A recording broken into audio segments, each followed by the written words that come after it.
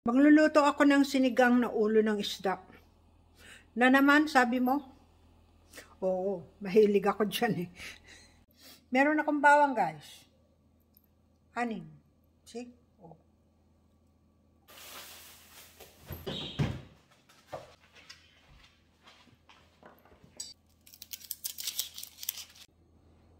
Anim na bawang, pinitpit. Isang white onions na in-slice. Pinainit ko yung kawali ko. Mga 5 minuto siguro. Pag mainit na, ilalagay ko ngayon yung aking olive oil. O kahit na ano ang available yung mantika. Pwede na rin yan. Tapos ilalagay ko ngayon yung aking bawang at saka sibuyas. Pagsasabay ko na yan kasi pag pinagsasabay mo, parang hindi na sunog yung bawang mo. Yun ang gawa ko ah. Ewan ko lang sa inyo. Lulutuin ko yan hanggang sa maging brown na brown siya. Doon ko kinukuha yung talagang flavor niya eh. Yung brown na yung bawang mo at saka yung sibuyas mo. Igigisa mo ngayon yan hanggang sa talagang mag-brown siya. Parang ganyan ang itsura niya. Tapos ilalagay ko ngayon yung ulo ng isda. Kahit na makaka-afford ako magbili niya ng buo. Kasi red and pearl yan eh. Mahal ang kilo. Pero mas gusto ko yung ginagawa nila ng ginagawa ng pinipilitan na nila. Saka yung ulo. Talagang masarap kasi sa sinigang yung ganyan eh.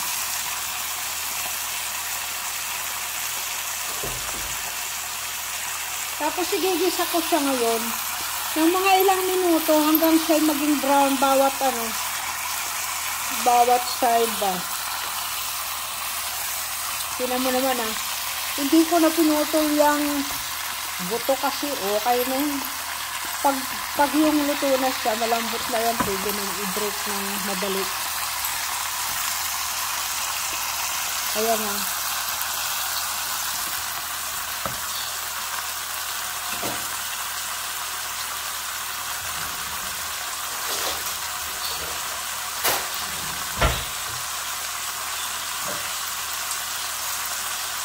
Gagamitan ko na siya ngayon itong pang-sipit, para madaling mabaliktad.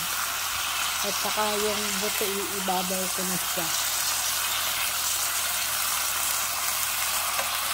Para yung ulo, yun ang mauna. Ay, maluto siya. Diba? Pagkatapos mabaliktarin ko ngayon yan. Yung ulo ba? Para maluto din yung sa kabila. Tingnan. Pag-dry na siya. Hindi naman lutong-luto. Parang ma-brown lang siya. Mag-isa ba?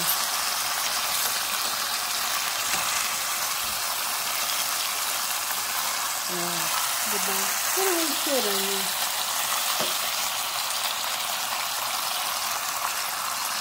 Hindi lang dudurugin yung ba.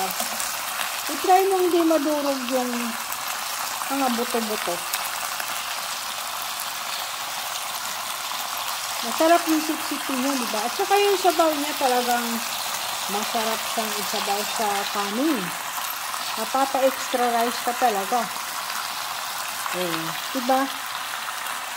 Kung gusto mong haluan ng ng talong at saka ng pichay, di haluan mo. Ako hindi masyadong mahilig sa talong.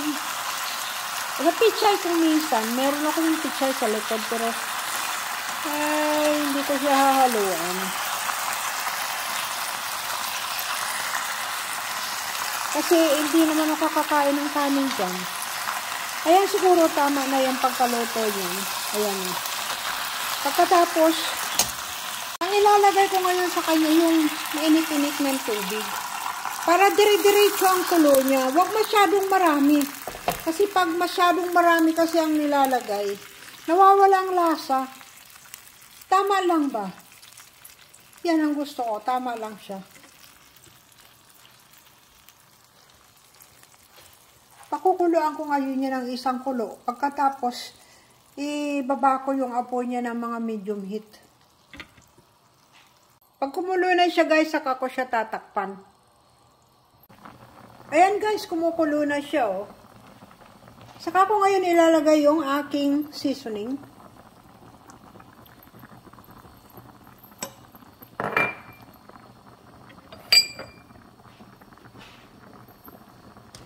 At saka, mga 2 kutsarita ng aking pampalasa.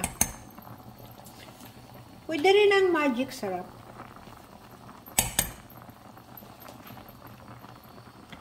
Pagkatapos, ilalagay ko na rin yung tamarind powder ko. Kasi para pag naluto siya, susuot talaga yung lasa. Kaya nilalagay ko siya ng maaga.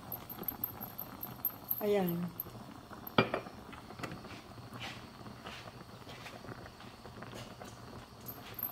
Saka ako ngayon ibababa yung kanyang apoy para hindi masyadong ayan ang lock ang kulo niya oh.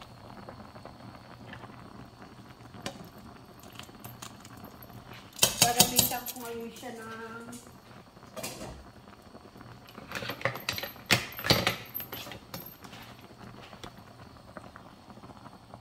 sandok para mahugasan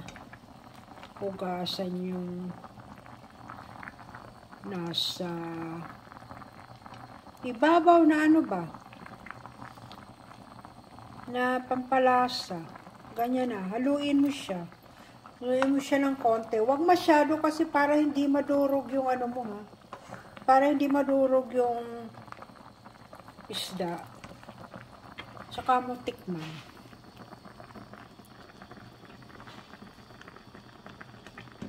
Madami pa nga yata yung kanyang tubig eh.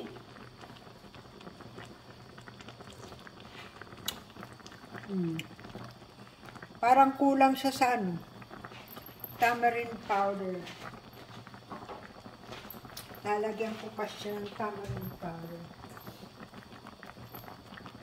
Wala na yata.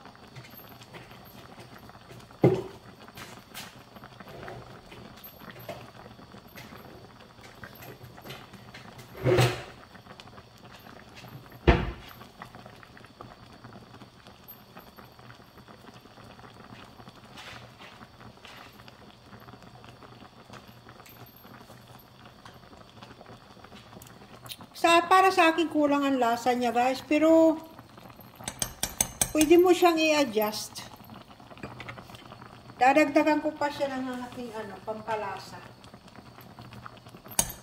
Wala na yata akong tamarind powder eh.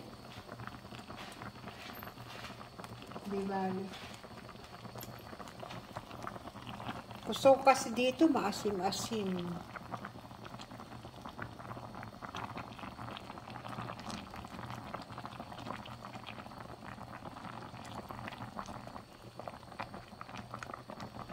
Tikman ulit natin.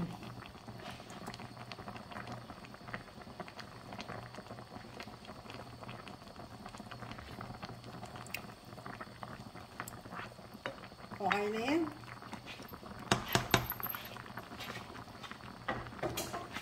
Ayun, papareduce ko yung kanyang sabaw ng konti. So, ilalakas ko yung apoy niya. Tapos, hindi ko ilalagay yung kanyang takip para mag-reduce ng konti yung sabaw. Ayaw ko maraming sabaw eh. Mga 10 minutes siguro guys. Tignan natin. So, yan na ang niluluto kong sinigang na ulo ng isda. Ang sarap niya oh. Luto na yan. Pagkatapos ng 10 minuto, pinakuluan ko siya pagkatapos nag-reduce na yung kanyang tubig. Yan ang gusto ko, hindi masyadong masabaw. Nawala yung konti yung sabaw niya.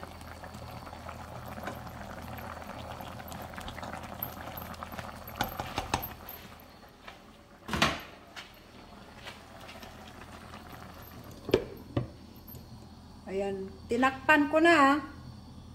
Papatayin ko na yan. Siguradong masarap na naman to. Extra rice na naman tayo, pero hindi ako kakain ng rice na. Kasi nakakapagpalaki ng tiyan ang rice. Oh. Isda lang ang kakainin ko. Bakit? Oh. Diba? Bye-bye for now.